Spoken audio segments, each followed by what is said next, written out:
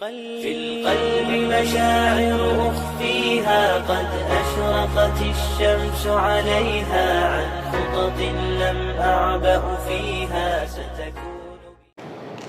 بسم الله الرحمن الرحيم. السلام عليكم ورحمة الله وبركاته.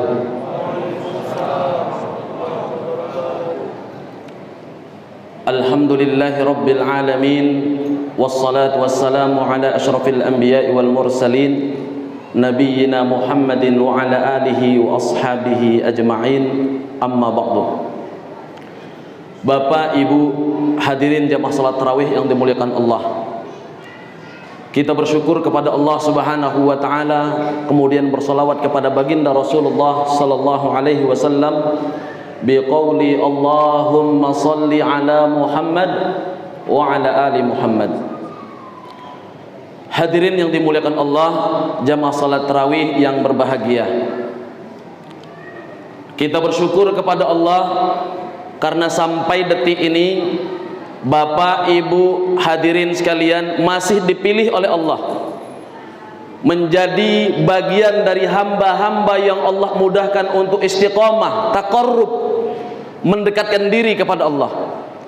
Maka kita berharap mudah-mudahan setiap langkah kaki, ayunan tangan, dan duduknya kita bersama di tempat yang mulia ini akan mengangkat derajat kita di sisi Allah Subhanahu wa ta'ala dan akan mengantarkan kita menjadi hamba-hamba yang mulia kelak ketika kita kembali kepada Allah. Bapak, Ibu yang dimuliakan Allah, dalam sebuah hadis Rasulullah sallallahu alaihi wasallam bersabda, setidaknya ada 3 perkara, apabila 3 perkara ini dianugerahkan kepada seseorang, maka dia akan mendapatkan ketenangan. Kira-kira Bapak Ibu pingin gak menjadi pribadi-pribadi yang tenang? Ibu pingin, Bu? Nampaknya Ibu masih lemah. Bu, pingin tenang? Pingin bahagia, Pak? Pingin. Siapa saja yang ditanya kepadanya pingin hidup tenang, pingin hidup bahagia, pasti menginginkan kehidupan yang tenang dan bahagia. Maka kita bisa melihat diri kita, apakah kita termasuk orang-orang yang hidup tenang ketika 3 perkara ini ada pada diri kita. Yang pertama, orang yang akan memiliki kehidupan yang tenang apabila Allah Subhanahu wa ta'ala berikan kepadanya qalbun syakirun, hati yang senantiasa bersyukur kepada Allah. Dalam kondisi apapun dia yakin bahwa itu adalah pemberian Allah. Dia dapat nikmat, dia bersyukur kepada Allah. Dia dapat musibah, dia kembalikan kepada Allah Subhanahu wa ta'ala. Dia menerima apa saja yang ditakdirkan dalam kehidupannya semata-mata dari Allah Subhanahu wa ta'ala. Bahkan dalam sebuah ayat Allah tegaskan, la in syakartum la azidannakum. Siapa yang bersyukur, kata Allah, dia memiliki nikmat, dia memiliki usaha, memiliki kelancaran, mendapatkan apa yang dia inginkan, dia yakin bahwa itu adalah pemberian Allah, tanda kasih sayang Allah, maka Allah Subhanahu wa ta'ala memberikan janji dengan lamut tauqid, la azidannakum. Setiap orang yang bersyukur, Allah pasti akan tambahkan nikmatnya. Makanya bapak-bapak yang punya rizki kemudian bersyukur kepada Allah, Allah tambahkan rizkinya. Yang punya usaha bersyukur atas usaha itu, Allah tambahkan usahanya. Yang punya istri solihah bersyukur atas istri yang solihah, maka tambahkan istri yang ini Pak Imam betul, besar betul suaranya. Ditambahkan kesolehan istrinya. Tak boleh nambah-nambah istri ya. Ada ibu-ibu, saya tak tanggung jawab, Bu ya.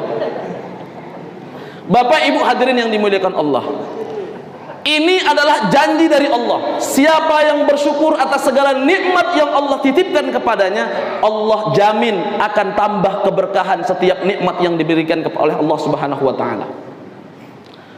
Kemudian yang kedua, orang yang akan mendapatkan ketenangan dalam kehidupannya apabila Allah Subhanahu wa taala anugerahkan kepadanya lisanun dzakirun, lisan yang senantiasa berzikir kepada Allah Subhanahu wa taala. Dalam kondisi apapun dia ingat dengan Allah. Dalam tempat dimanapun dia berada, dia ingat dengan Allah Subhanahu wa ta'ala.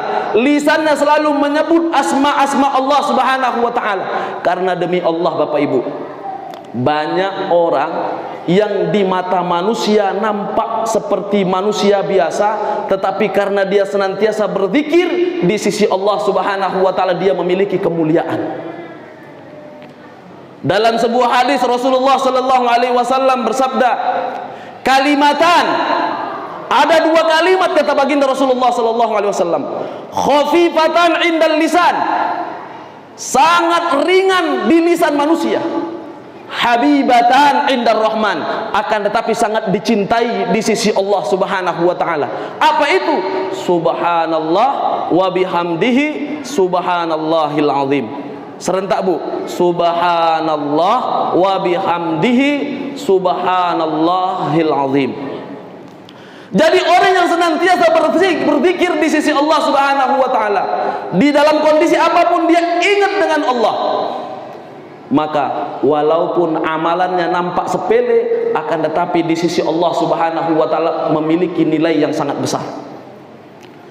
Dalam hadis yang lain Rasulullah tegaskan, kelak di yaumul qiyamah, pada masa itu amalan-amalan manusia ditimbang. Kemudian kata Rasulullah, dalam satu timbangan diletakkan dunia dan isinya. Kemudian di timbangan sebelahnya diletakkan kalimat la ilaha illallah. Kata Rasulullah, malat la ilaha illallah. Ternyata kalimat la ilaha illallah jauh lebih besar dibanding dengan dunia dan isinya. Makanya Bapak Ibu yang senantiasa berzikir setiap selesai sholat, la ilaha illallah, la ilaha illallah.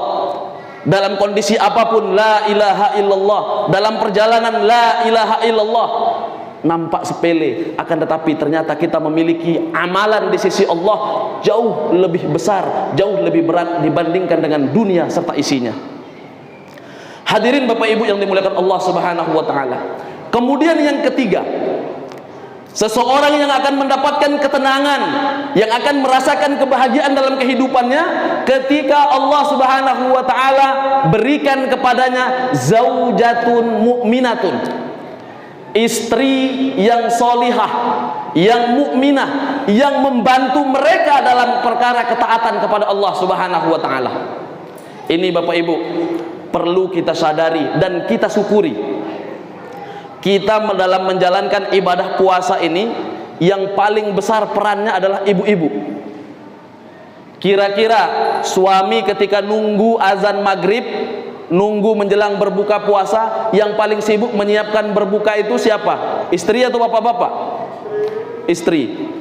Kemudian ketika kita bangun untuk melaksanakan makan sahur, suami masih tidur, istri tidur atau bangun?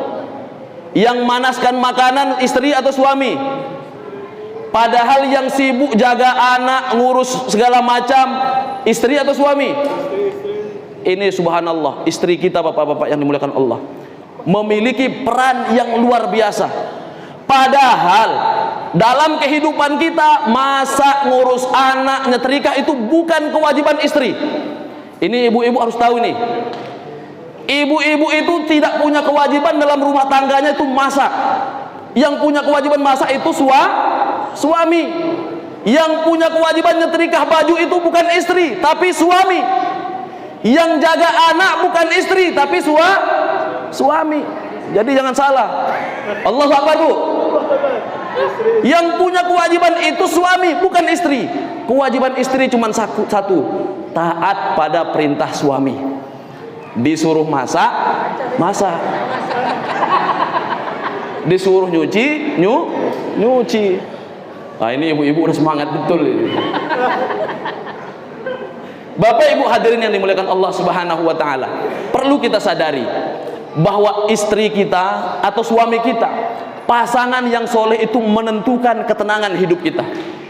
Berapa banyak laki-laki yang punya kesuksesan dalam berkarir, sukses dalam berusaha, ternyata istrinya tidak solihah, ketika pulang ke rumah tidak tenang, dia cari kebahagiaan di luar sana. Maka kita bersyukur kita punya istri-istri yang solihah, yang senantiasa menenteramkan jiwa kita, dan mudah-mudahan kita termasuk orang-orang yang diberikan kebahagiaan dunia dan akhirat. Amin ya rabbal alamin. Bapak Ibu hadirin yang dimuliakan Allah, sebenarnya masih panjang materinya ini, cuman Pak Imam udah garis kode ya. Kita cukupkan sampai malam hari ini, sampai ini. Mudah-mudahan yang sedikit ini bermanfaat. Kami sudahi, wabillahi taufiq wal hidayah. Wassalamualaikum warahmatullahi wabarakatuh. في القلب مشاعر أخفيها قد أشرقت الشمس عليها عن خطط لم أعبأ فيها ستكون